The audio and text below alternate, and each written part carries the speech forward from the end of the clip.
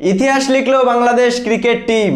অস্ট্রেলিয়ার মাটিতে test match হারিয়ে দিয়ে গোটা ক্রিকেট বিশ্বকে অবাক করে দিল। বন্ধুরা, প্রথমবার অস্ট্রেলিয়ার মাটিতে টেস্ট ম্যাচ হারালো বাংলাদেশ দল। যে বাংলাদেশ দলকে সবাই বলেছিল অস্ট্রেলিয়ার সামনে টিকতে পারবে না, 2 দিনের মধ্যে বাংলাদেশ গোহারা হেরে যাবে, আজকে সেই বাংলাদেশ অস্ট্রেলিয়াকে তাদেরই ঘরের মাটিতে গোহারান হারিয়ে দিল, 9 উইকেটে হারিয়ে দিল। বন্ধুরা, সবাই বলেছিল যে মিচেল স্টার্ক, প্যাট কামিন্স, হেজালউডের বল বাংলাদেশের প্লেয়াররা খেলতে পারবে না, টিকতে পারবে না, 2 দিনের বেশি এরা জিততেই পারবে না। আজকে সেই বাংলাদেশ দল অস্ট্রেলিয়াকে 4 দিন 11 সেশন ডমিনেট করে একতরফা বাংলাদেশ দল অস্ট্রেলিয়াকে হারিয়ে দিল। সবাইকে ভুল প্রমাণ করে বাংলাদেশ দল যে ইতিহাসটা লিখলো, এই জয়ের এই জয়টা কিন্তু বাংলাদেশ ক্রিকেট টিমের সবথেকে বড় জয়। তার কারণ সবাই বিশ্বে ক্রিকেটের সবাই বাংলাদেশ টিমের এগেনস্টে ছিল, সবাই বলেছিল জিততে পারবে না, কিন্তু সেই বাংলাদেশ দল আজকে দেখিয়ে দিল। এই জয়ের নায়ক বন্ধুরা, বাংলাদেশের প্রত্যেকটা প্লেয়ারকে এই ক্রেডিটটা দিতে হবে। যেখানে হাসান মাহমুদ আজকে ম্যান অফ দ্য ম্যাচ হয়েছে, সে ম্যান অফ দ্য ম্যাচ কেন হয়েছে? একটা সময় হাসান মাহমুদ বাংলাদেশ দলেই ছিল না। নাহিদ রানা, শরীফুল্লাহ যদি চোট না পেতো হয়তো বাংলাদেশ দলে সুযোগই পেতো না।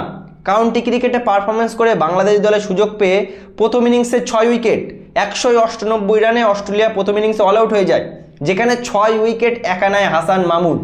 দ্বিতীয় ইনিংসে 3 উইকেট নিয়েছে হাসান মাহমুদ। বাংলাদেশ দল, যে বাংলাদেশ দলের ব্যাটসম্যানদের বলছিল যে মিচেল স্টার্ক, প্যাট কামিন্স, হেজালউডের বল খেলতে পারবে না, প্রথম ইনিংসে অস্ট্রেলিয়ার মাটিতে গিয়ে 426 রান, 228 রানের লিড ছিল বাংলাদেশের কাছে, 228 রানের লিড। অস্ট্রেলিয়া বাংলাদেশকে টার্গেট দিয়েছিল কত? মাত্র 57 রান। সেই রানটা বাংলাদেশ দল 9 উইকেটে চেস করে দিয়েছে।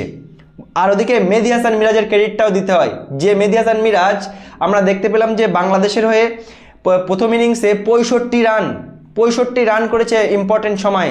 আর বোলিং করতে গিয়ে সেই মেহেদী হাসান মিরাজ নিয়েছে কত? 5টা ইম্পর্টেন্ট উইকেট। বন্ধুরা, Hasan Mahmud man of the match হলেও মেহেদী হাসান মিরাজের ক্রেডিটটাও দিতে হয়। ওভারঅল বাংলাদেশের বোলিং, ব্যাটিং সবাই ভালো করেছে, আর এই কারণে এই ঐতিহাসিক জয়টা বাংলাদেশ দল তুলে নিয়েছে। 23 বছর পর অস্ট্রেলিয়ার মাটিতে অস্ট্রেলিয়া বাংলাদেশ দলকে ডেকেছিল। 23টা বছর।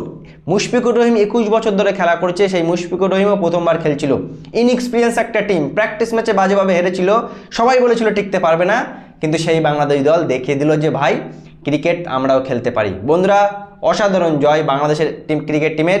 আমি মনে করি বাংলাদেশ ক্রিকেট ইতিহাসের এই জয়টা সর্বকালের সেরা জয়। কি বলবে বন্ধুরা বাংলাদেশের এই ঐতিহাসিক জয় নিয়ে? অবশ্যই জানাবে কমেন্ট করে।